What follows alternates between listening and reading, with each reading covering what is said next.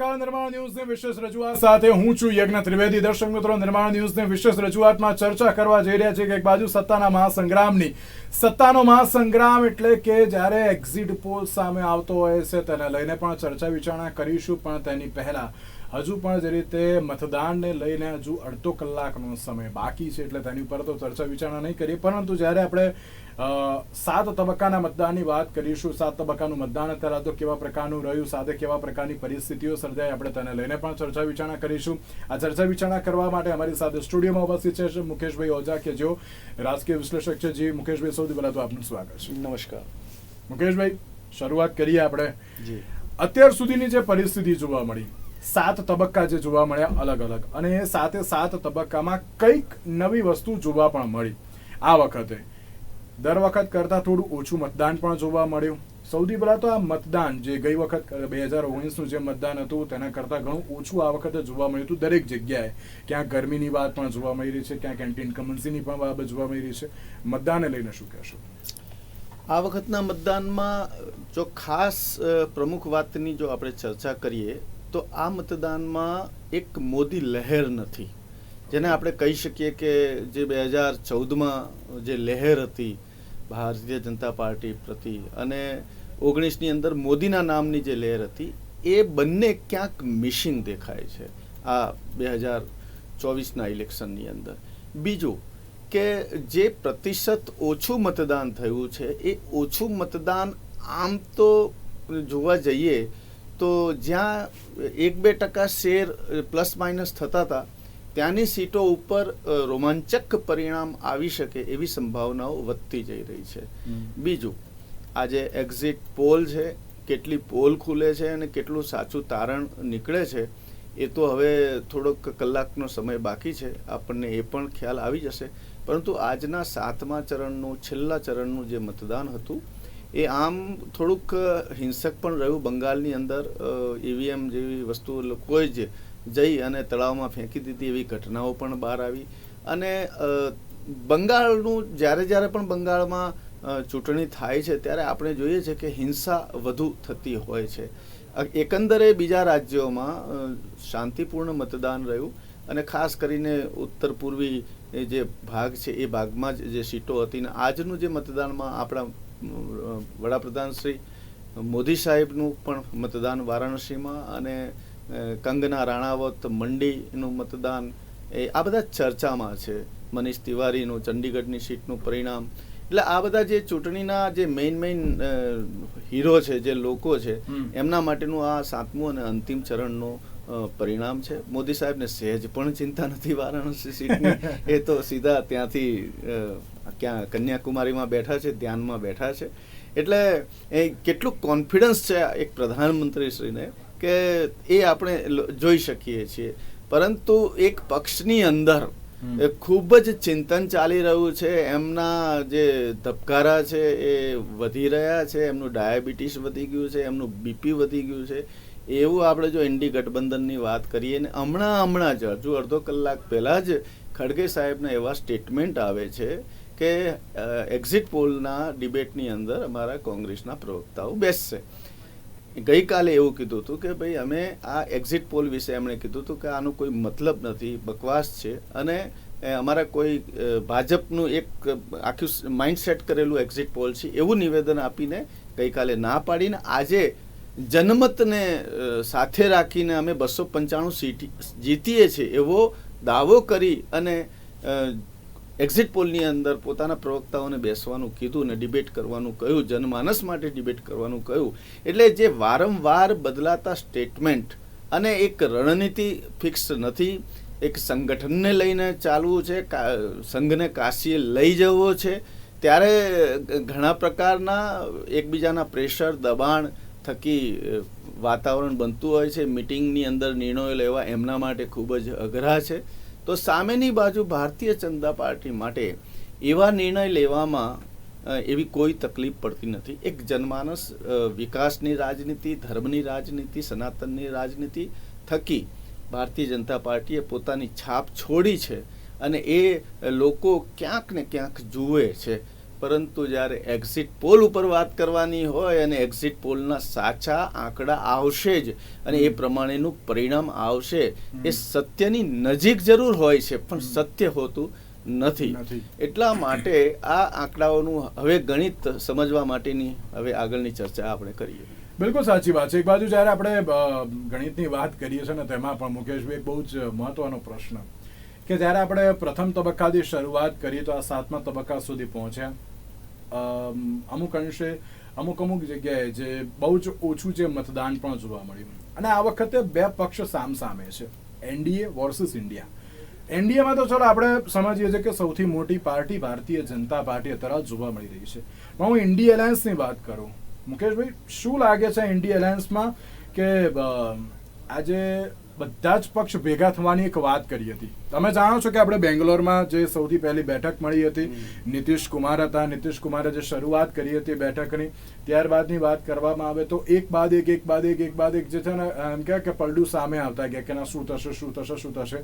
નીતિશ કુમાર બહાર નીકળી ગયા, મમતા બેનર્જીએ પણ એમ કહી દીધું કે ના હું સપોર્ટ આપીશ, હું બહારથી આપીશ. આ આખી જે પરિસ્થિતિ જોવા મળી, અરવિંદ કેજરીવાલે પણ કહી દીધું કે પંજાબમાં અમે એકલા લડીશું. બરાબર છે. તો આ જે એલાયન્સ જે બન્યું છે, શું લાગે છે કે દશેરાએ ઘોડો દોડશે તેમ? બિલકુલ નહીં. એનું કારણ છે કે જ્યારે ઇન્ડી ગઠબંધનની મિટિંગો થઈ હતી ત્યારે આપણે ચર્ચાઓ ટેલિવિઝનમાં કરી છે, ડિબેટો એની કરી છે. પ્રથમ માર્ક્સે ત્રાક્ષિકા એવું જે પહેલી મિટિંગમાં જ પણ એમને બન્યું હતું, કારણ કે એક મત નહોતા બનતા. એમને એક મત બનાવવા માટે ઇન્ડી ગઠબંધનને ત્રણ મિટિંગો કરવી પડી હતી. જ્યારે એક મત બન્યો તો સીટોની વહેંચણીના બાબતે ખૂબ જ લાંબી ખેંચતાણ પણ આપણને ઇન્ડી ગઠબંધનમાં જોવા મળી.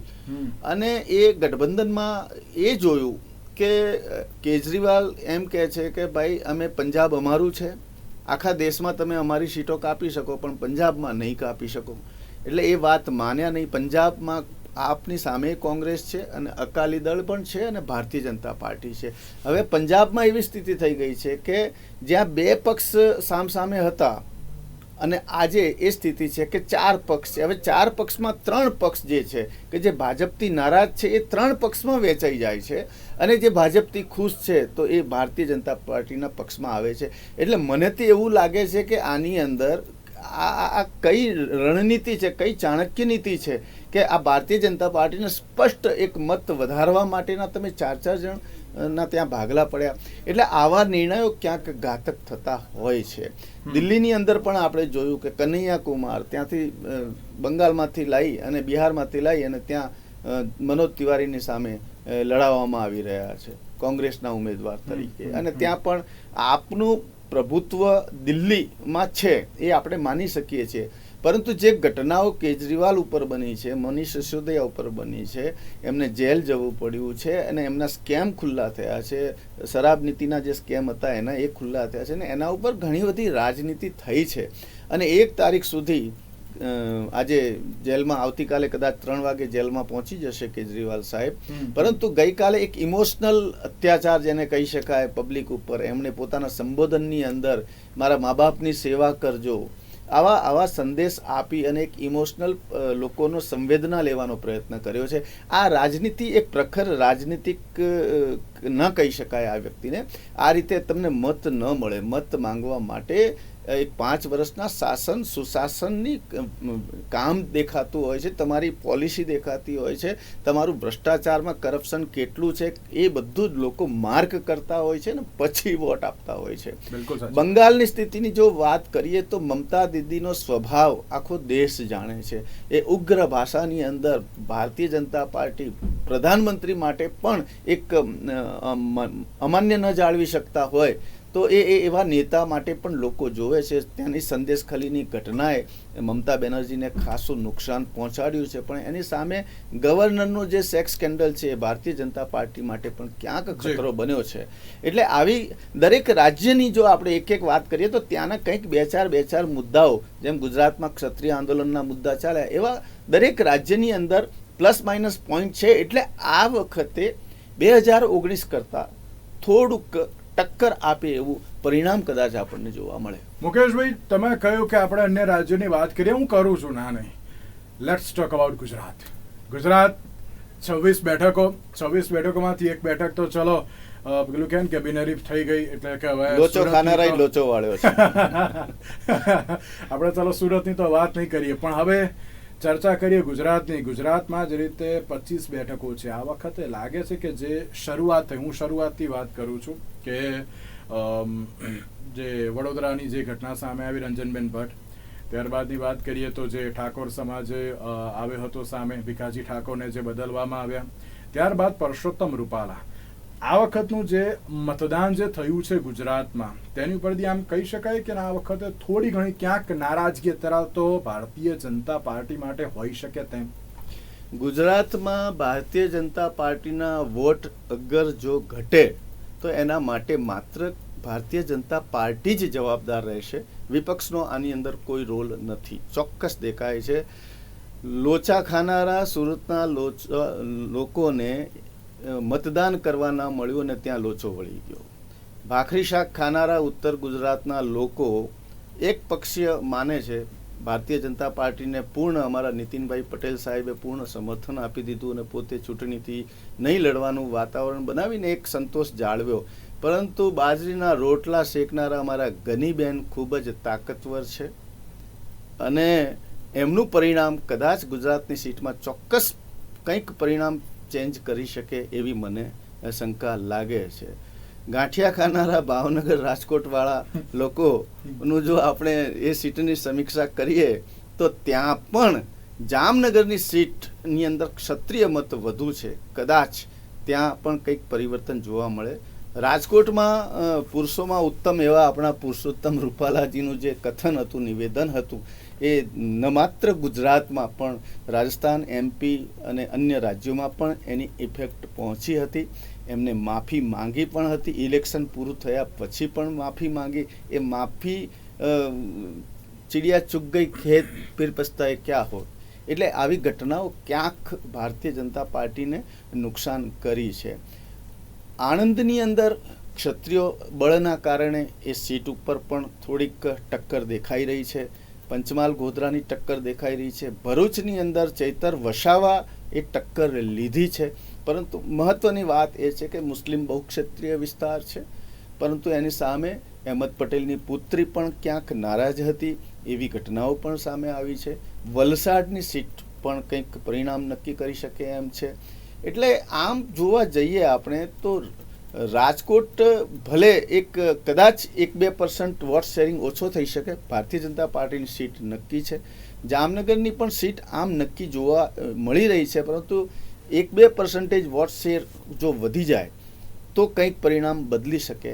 એનું કારણ છે કે ક્ષત્રિયોના મત 7-8% જે બહુમતીય ક્ષત્રિય બહુમત વાળો જે વિસ્તાર, જે સીટો છે, એની અંદર 7-8% મત એ પરિણામમાં અસર કરે. પરંતુ એની સામે જે લીડ છે, ભારતીય જનતા પાર્ટી 2019ની અંદર 2 લાખ, 2.5 લાખ, 3 લાખ, 4 લાખ જે લીડો લીધી છે, એ લીડને કાપવામાં ક્ષત્રિય મત એટલા સક્ષમ નથી બન્યા.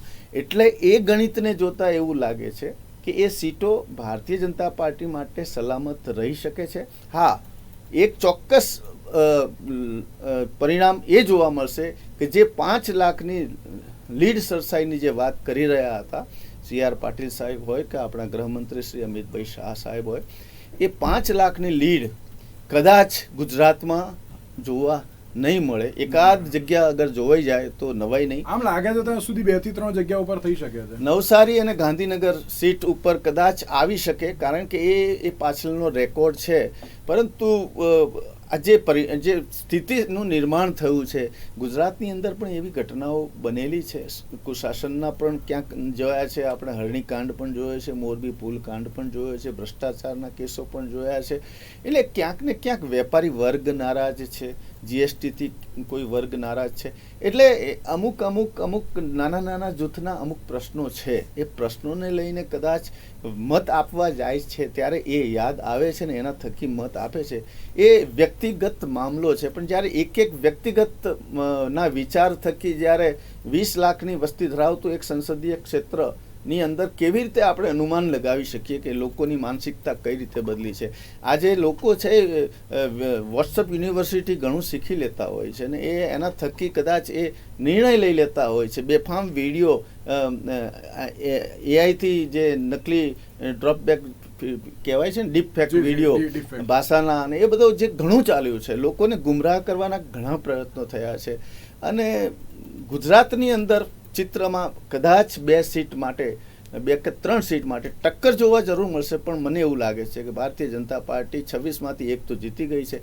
એકાદ સીટ જઈ શકે, બાકી 25 સીટ ભારતીય જનતા પાર્ટી માટે લાગી રહી છે. 2 સીટનું અત્યારે તો જે જોવા મળી રહ્યું છે. પણ તેની સાથે એક બહુ જ મહત્વનો બીજો એક પ્રશ્ન એ પણ, મુકેશભાઈ, જ્યારે આપણે ગુજરાતની વાત કરતા, ગુજરાતમાં એવું નથી લાગતું કે આ વખતે વડાપ્રધાન નરેન્દ્ર મોદી આવ્યા પણ એવું ક્યાંક જે એમ કે મોદી લહેર જે જોવા મળતી હોય ગુજરાતમાં, કે જ્યારે પણ એ આવે છે ને તો ત્યારે એમ કહે છે ભાઈ આ વડાપ્રધાન નથી આવ્યા, આ આવ્યા છે નરેન્દ્રભાઈ આવ્યા છે, પણ એ મોદી લહેર ના જોવા મળી. શું કહેશો તેને લઈને? પણ બિલકુલ જે પ્રમાણે મોદી સાહેબ રેલી કરતા હતા ગુજરાતની અંદર આવીને, એ પ્રમાણે એ નથી કરી શક્યા, કારણ કે એમના ઉપર એક આખા દેશનો ભાર હતો, અને એક ચોક્કસ રણનીતિના ભાગે જે વીક સીટો હતી એ સીટો ઉપર મોદી સાહેબે ત્યાં કરી છે.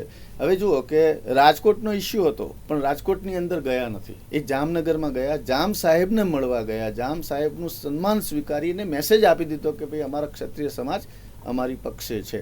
એટલે ત્યાં એક પ્રખર કૂટનીતિ દ્વારા એમણે એ સભા કરી, એ પ્રકારે લોકોની વચ્ચે ગયા. પણ જે એમનું કોમેન્ટ હોય છે, જે એમનું વક્તવ્ય હોય છે, ધારદાર વક્તવ્ય હોય છે, મોદી સાહેબે પણ એક વક્તવ્ય જે એ આપ્યું છે જેની સાથે હું પણ સહમત નથી. મોદી સાહેબે એ કીધું કે ગાંધીજીને ગાંધી ફિલ્મ આવ્યા પછી લોકો ઓળખવા લાગ્યા વિશ્વએ. તો એ વાતમાં હું એટલા માટે સહમત નથી કે ગાંધીજીને ફોલો કરનારા નેલ્સન મંડેલાએ 1980માં એ આઝાદીની ચળવળ ઉપાડી આફ્રિકાને, ત્યારે એમણે કીધું કે હું મહાત્મા ગાંધીથી પ્રેરિત છું, ઇન્સ્પાયર્ડ છું.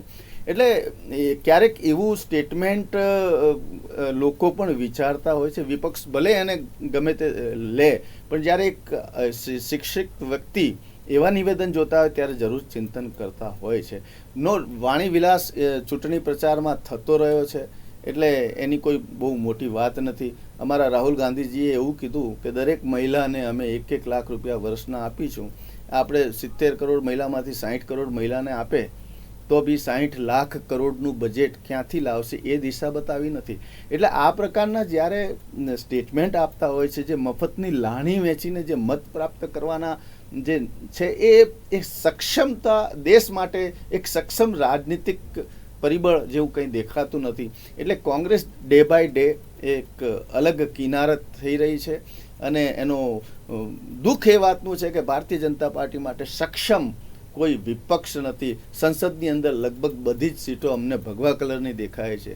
આપણે પણ એવું ઈચ્છીએ કે કોઈ ટક્કર આપે અને દેશનું સુકાનની અંદર એક નવી દિશા પ્રદાન કરે. એવા લોકોએ મત એ રીતે આપ્યો હશે. હવે રાહ જોઈએ છીએ કે કેવું પરિણામ આવે અને શું ચિત્ર સ્પષ્ટ થઈ જાય. થોડી બિલકુલ સાચી વાત છે. એટલે કે હવે જોવાનું એ રહ્યું કે હવે કેવા પ્રકારનો માહોલ અત્યારે હાલ તો જે જોવા મળશે. અને તેની સાથે મુકેશભાઈ બહુ જ મહત્વની બાબત એ પણ કે જ્યારે આપણે લોકસભાની વાત કરીએ છીએ, લોકસભાની ચૂંટણી હોય ને ત્યારે અમુક જે નિવેદન હોય છે કે જેના કારણે ક્યાંક જે આખી જે કે એમ કહેવાય ને કે આખી બાજી પલટાઈ જતી હોય છે, અને એ જ સિચ્યુએશન આ વખતે પણ જોવા મળી. શું કહેશો તેને લઈને? પણ ઘણા શહેજાદાથી લઈ, મંગલસૂત્રથી લઈ, મટનથી લઈ અને એવા ઘણા શબ્દો કોમેન્ટ્સ નીકળ્યા છે. રામ ઉપર ઘણી રાજનીતિ થઈ, રામ મંદિરના કેસ ઉપર સમીક્ષા કરવામાં આવશે એવું પણ નિવેદન કોંગ્રેસ તરફથી આવ્યું, અને ભારતીય જનતા પાર્ટી તરફથી પણ એવા નિવેદનો આવ્યા છે કે હવે પછી જે ભારતનો નકશો છે કદાચ બદલી શકે, ઉપરનો ભાગની અંદર જોડાણ, પીઓકેનું જોડાણ થઈ શકે. આવી જે વાતો કરવામાં આવી છે કે આંતરરાષ્ટ્રીય સ્તરના મુદ્દા છે, પરંતુ બીજા નેતા બોલે તો એની અસર કદાચ પોતાના સ્ટેટ સુધી સીમિત રહે, પણ જ્યારે એક વડાપ્રધાન જ્યારે કોઈ સ્ટેટમેન્ટ આપતા હોય છે ત્યારે એક સમગ્ર વિશ્વ એની નોંધ લેતું હોય છે. આપણા રાહુલ ગાંધીશ્રી માટે ફવાદ ખાન સાહેબે પણ પ્રચાર કર્યો છે કોંગ્રેસનો, અને એમને કોંગ્રેસ પ્રત્યે એવી લાગણી વ્યક્ત કરી હતી. એટલે બીજા દેશમાંથી આપણા દેશમાં સપોર્ટ કરીને આંતર દખલગીરી કરે એ યોગ્ય ન ગણી શકાય. એટલે આવા જે સ્ટેટમેન્ટ આપ્યા છે, હા, ભારતીય જનતા પાર્ટીએ વિકાસની રાજનીતિ જો કરી હોય અને ચોક્કસ એ સ્પષ્ટ બહુમત તરફ આગળ વધી રહી છે, પરંતુ એમણે આયાતી કોંગ્રેસી અન્ય વિપક્ષીઓના ઉમેદવારોને લઈ અને જે તે નિર્ણયો લીધા છે એના પ્રત્યે ક્યાંક એમની ઇમેજ પણ ખરાબ થતી હોય છે. એટલે વિશ્વાસની અંદર આત્મવિશ્વાસ અને વધુ વિશ્વાસ બેમાં ફરક હોય છે. ક્યાંક એક વ્યક્તિના આધારે ચાલતી પાર્ટી ભારતીય જનતા પાર્ટી છે અને સમૂહને લઈને ચાલતી પાર્ટી એ ઇન્ડી ગઠબંધન છે, પરંતુ આ બંનેનું ચિત્ર કદાચ 4 તારીખે આપણને સ્પષ્ટ થઈ જશે. બિલકુલ. તો હવે જોવાનું રહ્યું કે આ વખતે કેવા પ્રકારનો માહોલ જોવા મળે છે અને સાથે સાથે કેવા પ્રકારની પરિસ્થિતિ જોવા મળે છે. એક્ઝિટ પોલ ઉપર ચર્ચા વિચારણા હવે શરૂઆત કરીશું, પરંતુ તે પહેલા સમય થયો છે એક વિરામનો.